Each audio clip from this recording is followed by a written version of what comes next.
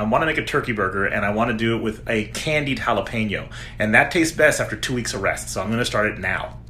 I scaled this recipe to be 2 servings, so I have 2 jalapenos, 4 ounces. They're giant jalapenos, and then I have 3/4 cup sugar. I'm going to do 1/4 cup cider vinegar, a little over 1/4 teaspoon of garlic powder, and a little under 1/4 teaspoon of celery seed, turmeric, and cayenne pepper.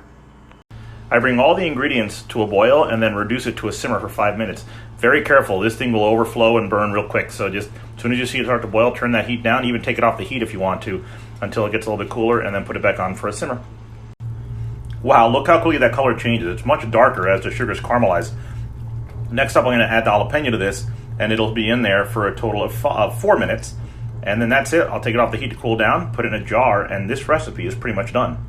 My jalapeno has been cut into rings, perfect for this application. Next, I'm going to add it to my candying sugar, and we'll let it go for 4 minutes. After that, off the heat, and then we'll put it into a container and let it just do its thing for a couple of weeks in the fridge. I always taste everything as I go, and it was so cool to taste what that vinegar sugar with the cayenne, it had heat already. The difference in that flavor and type of heat once you've added the jalapenos and you taste that sauce, it's truly amazing. It tastes so much more floral, so much more fresh.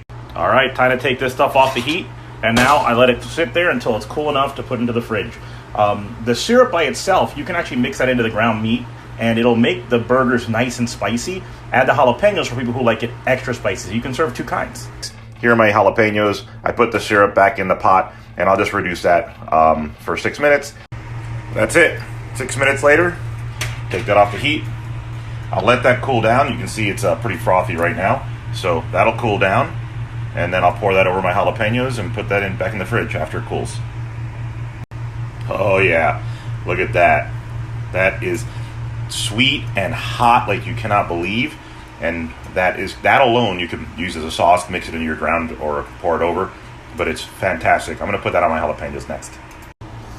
Whoa, that's kind of cool looking.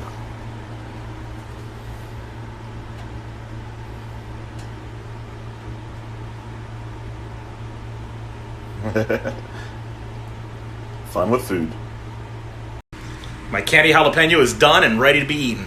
You can eat it right away. I've done it and it tastes great. They say 2 weeks later is even better, but I did it next day and it was wonderful.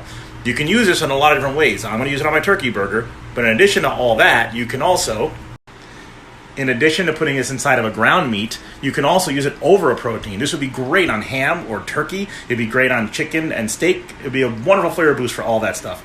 But if that wasn't enough, I happen to still have my herb sauce use-up list. If you saw my how to use up herbs, this here is that list. And look, this sauce would be great in pasta, rice, over protein, over veg, on a pizza, in a soup, with eggs, yum, a sandwich, grilled or otherwise. It works. Mac and cheese, tuna, it all works.